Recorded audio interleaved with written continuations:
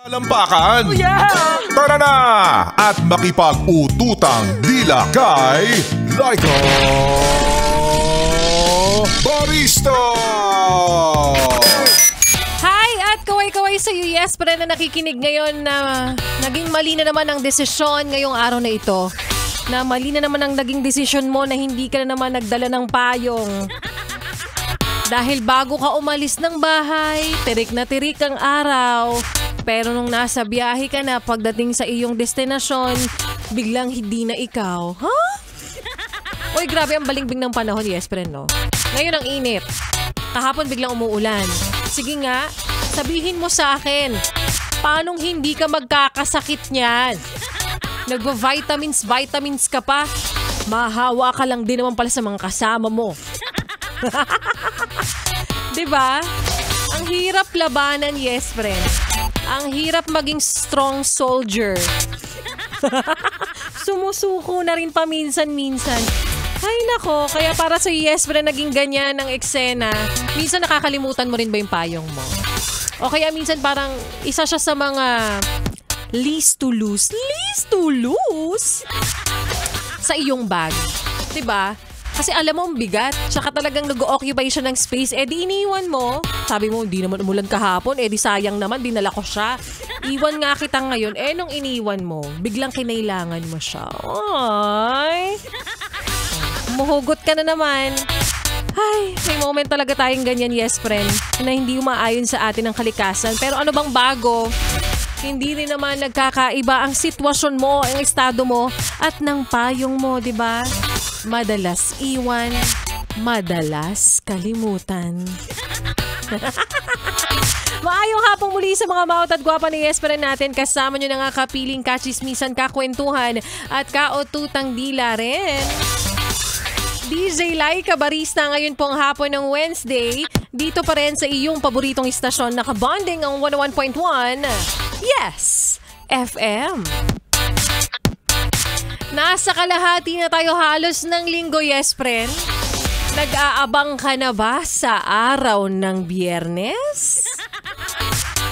Ako sa totoo lang nag-aabang ako sa araw ng Biyernes kasi anniversary ng Labrador yun, may pakain. Tsaka alam kong swell day yon. Sa totoo lang nakalimutan kong Valentine's Day pala yon. Grabe no? Wala na akong paki Charot. Kaya ikaw sa Friday mag-iingat ka na lang kasi ako iniingatan na. Ay! Gitkano! Charot.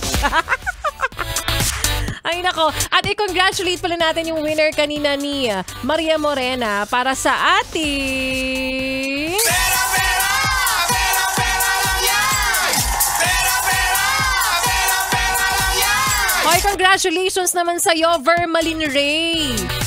Ayan, ikaw ay nanalo ng 500 pesos mula kay Maria Morena. Siyempre, hindi galing sa bulsa niya. Biglang ganon. Ayan, para sa yes na nag-aabang. Sana ikaw naman ang susunod na manalo. Makinig ka lang sa programa ng mga DJs ng 101.1 Yes FM. Simula umaga hanggang gabi. At pakinggan ang kanilang mechanics sa kung paanong paraan ka mananalo ng 500 pesos. Diba? I-congratulate din natin kanina yung winner ni Rico Pañero sa Gerald Sotaso. Nananalo din ng 500 pesos. O diba? O abangan mo kung ako ba ang susunod na mamimigay bukas?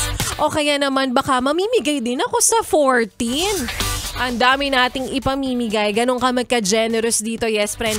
Sinasabi ko sa inyo, kahit ultimo bonus namin, we are willing to give it to you.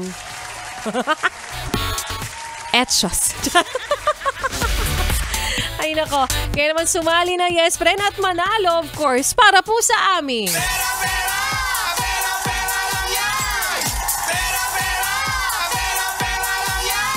At kapalit yes friend ng lahat ng ipinamimigay namin dito, huwag mo nang ilipat ang iyong stasyon.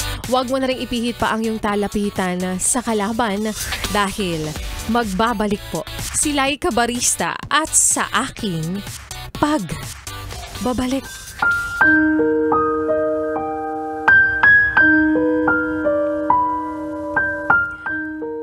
Minsan ka na rin bang pinatawa, pinasaya, at pinakilig? Pero ang pinakamasakit, hindi inibig. At yan nga, Yespre, ng kwento na ating mapapakinggan mamaya sa aking pagbabalik para po sa ating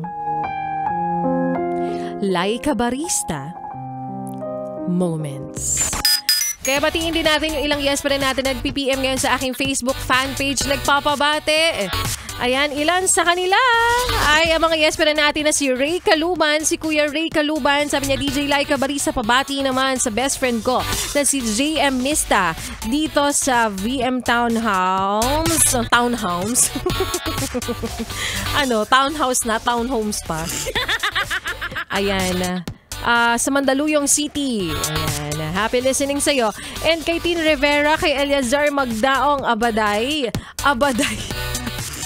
Happy listening po sa inyo. At sa winner ko na nakikinig din ngayon si Al Madarcos, na winner ko kahapon sa ating Pera-Pera Lang Yan. Para sa iyas, para nakikinig pa rin hanggang sa mga oras na ito, huwag mo nang ilipat ang iyong stasyon. Indakan, sabayan, kiligin pa sa mga kantahan ko. Ngayon pong hapon ng Wednesday, kasama ang susunod nating kanta. Na para sa iyo, napapalapit na ng papalapit ang araw ng Valentine's Day. Alam ko, isa ka rin sa talagang nag-aabang. Ako ba'y makakatanggap ng napakagandang bulaklak? O ako'y hahalakhak sa mga makakatanggap ng bulaklak dahil nagmukha lamang silang patay? Ikaw ba'y kikiligin? Ikaw ba'y matutuwa? O baka naman ikaw ay mabibiter sa darating na Feb 14? Kaya naman, here's Valentine by Jim Brickman.